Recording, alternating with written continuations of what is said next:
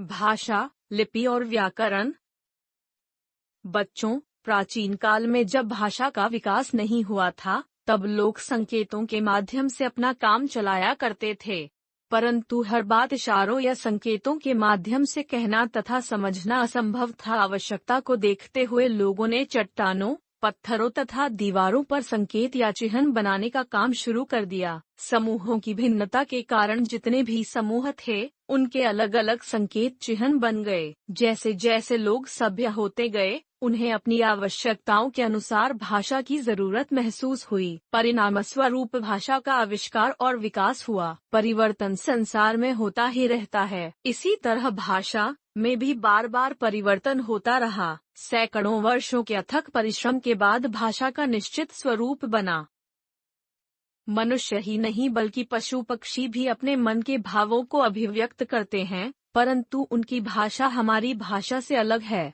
वे विभिन्न प्रकार की आवाज निकालकर अथवा संकेतों के माध्यम से अपने भाव अभिव्यक्त करते हैं, परंतु केवल मनुष्य ही ऐसा प्राणी है जो भाषा के माध्यम से अपने विचार अभिव्यक्त तथा ग्रहण करता है। हम सब आपस में भाषा के माध्यम से बातें करते हैं। हम अपनी बातों को लिख भी सकते हैं। बोलने अथवा लिखने के लिए हम भाषा का प्रयोग करते हैं। इस प्रकार भाषा वह साधन है जिसके द्वारा हम अपने मन के भावों अथवा विचारों को बोलकर या लिखकर दूसरों तक पहुंचाते हैं और दूसरों के भावों अथवा विचारों को समझते हैं। हम हिंदी में बातचीत करते हैं। भारतीय संविधान में पहले 18 भाषाओं को मान्यता दी गई थी, परंतु अब उनमें 4 और भाषाओं को जोड़ दिया गया है। इस प्रकार भारत में निम्नलिखित 22 भाषाएं प्रचलित हैं। 1 हिंदी, 2 संस्कृत, 3 उर्दू, 4 बोडो, 5 असमिया, 6 बांग्ला, 7 डोगरी, 8 कन्नड़, 9 गुजराती, 10 पंजाबी, 11 कश्मीरी, 12 कोंकणी, 13 नेपाली, 14 संथाली, 15 उड़िया, 16 मैथिली, 17 मलयालम, 18 मणिपुरी, 19 मराठी, 20 सिंधी, 21 तमिल, 22 तेलुगु। भाषा के व्यावहारिक रूप। 1. मातृभाषा। मातृभाषा का शाब्दिक अर्थ है माँ की भाषा।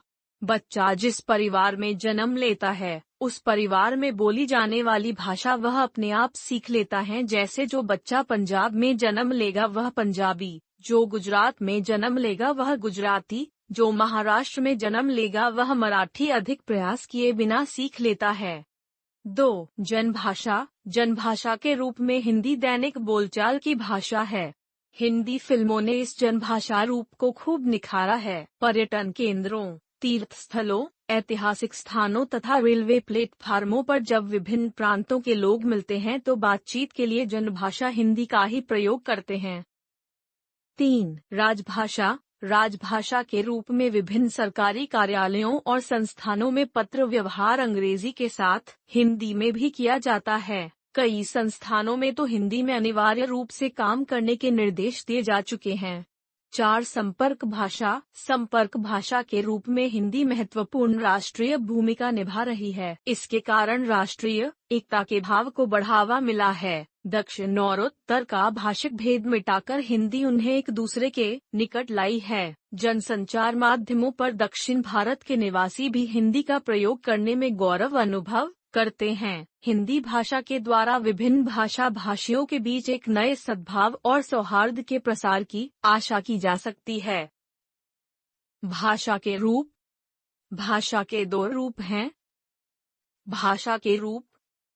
मौखिक भाषा। अपने मन के विचार बोलकर प्रकट करना मौखिक भाषा है। लिखित भाषा। अपने मन के विचार लिखकर प्रकट करना लिखित भाषा है। भाषा और लिपि। भाषा के लिखने के ढंग को लिपि कहते हैं। प्रत्येक भाषा की अपनी एक लिपि होती है। हिंदी भाषा की लिपि का नाम देवनागरी है। संस्कृत भी देवनागरी लिपि में ही लिखी जाती है। नीचे कुछ भाषाओं और उनकी लिपियों के नाम दिए गए हैं। भाषा, लिपि। हिंदी, देवनागरी, अंग्रेजी Roman, Sanskrit Devanagari, Urdu Farsi, Punjabi Gurmukhi, French Roman.